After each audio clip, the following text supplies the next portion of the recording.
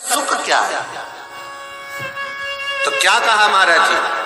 भगवान शिव कहते हैं, अरे पार्वती, 1000 अश्वमेध यज्ञ में अग्नि कुंड के अंदर पूर्ण आहुति पर जो गोला समर्पित किया जाता है और एक बीला बैसाख महीने में जो मुझे समर्पित कर देता है, उसको 1000 अश्वमेध यज्ञ का पुण्य फल प्राप्त हो जाता है। मात्र एक बेल।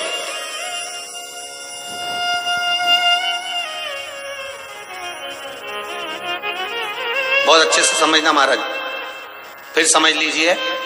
केवल सारे शिवलिंग में एक नर्मदेश्वर महादेव ऐसे होते हैं जिन पर कुछ भी चढ़ाओगे तुम खा सकते हो।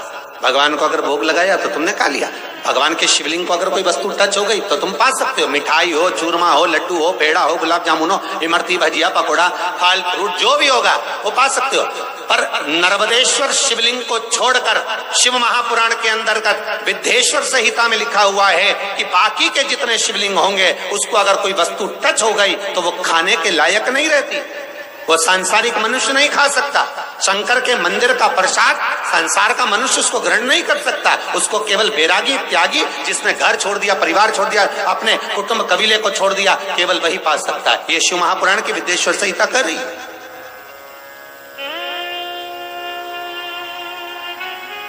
पर शंकर कह रहे, मां उमा से, मां पार्वती से मेरा महेश कह रहा है, मेरा बाबा भोलेनाथ, मेरा बाबा विश्वनाथ, मेरा त्रिकालदर्शी, कैलाशी, अविनाशी कह रहा है कि हे पार्वती,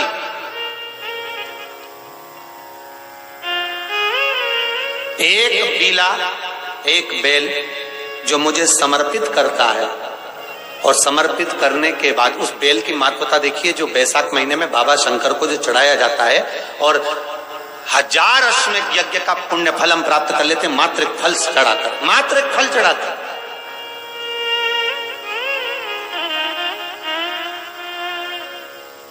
जैसे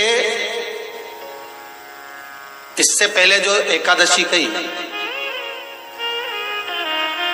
जिसको त्रिविधि एकादशी भी कहते हैं,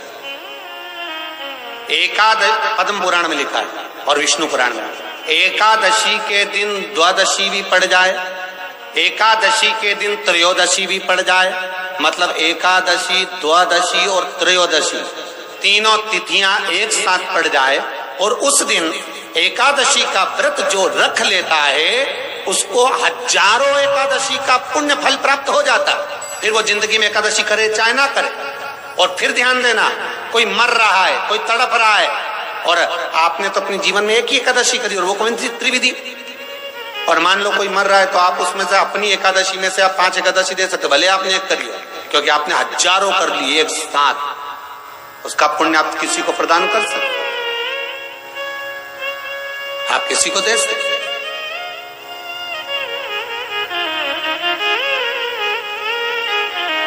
उसी तरह हे पार्वती, संसार का मनुष्य जब मुझे वो बेलपत्र समर्पित कर, वो बेल का फल समर्पित करता है, पार्वती वो फल जो मुझे चढ़ता है, फिर मैं भले नर्मदा के जल से निकला हुआ कंकर शंकर क्यों ना हूं, फिर चाहे मैं गंगा के जल से निकला हुआ कंकर शंकर क्यों ना हूं, चाहे फिर मैं यमुना के जल से निकला हुआ कंकर शंकर क्यों ना हूं, चाहे मैं सरयू के जल से निकला हुआ कंकर शंकर क्यों ना हूं, चाहे मंदाकिनी के जल से निकला हुआ कंकर शंकर क्यों ना हूं, हे पार्वती, फिर जो भी शिवलिंग पर वो बेल समर्पित होता है वो बेल उठाकर जीव अपने कार्य में ले सकता है। ये माँ उमा से कह रहे हैं। तो उस बेल की महत्वता जानेंगे। अब अपन उस बेल को जानने के लिए वापिस स्कंद पुराण में चले तो स्कंद पुराण में लिखा हुआ है कि जो बेल बैसाख के महीने में शंकर को चढ़ाया जाता है वो बेल का फल उठाकर रख लिया जाता है। बैसाख के महीने में उस चढ़े हुए, बाकी के आपको बेल का फल खाना हो तो बात दूसरी, पर चढ़ा हुआ जो बेल का फल है वो पूरा बैसाख नहीं खाना। बैसाख के बाद में अगला जो महीना आए उस महीने के अंदर उस फल के अंदर का गुर्दा निकालकर उसको सुखा लीजिए और सुखाकर जिस व्यक्ति को पत्थरी की बीमारी हो और जिस व्यक्ति को पेट में बहुत भोजन पचता ही नहीं है पूरा शरीर पाचन क्रिया बेकार हो गई, उस व्यक्ति को केवल 7 दिन तक शंकर पर चढ़ा हुआ वो बेलपत्र प्रदान कर दीजिए, पत्थरी भी बाहर और पाचन क्रिया भी ठीक, जिंदगी भर तकलीफ नहीं। उस वैशाख में उस फल की इतनी महत्वता बाबा भोलेनाथ स्कंद पुराण, लिंग पुराण, नर्मदा पुराण, पद्म पुराण के अंतर्गत, शिव महापुराण के अंतर्गत वर्णन कर, उसकी महत्वता वो बेल का फल साधारण नहीं हो सकता।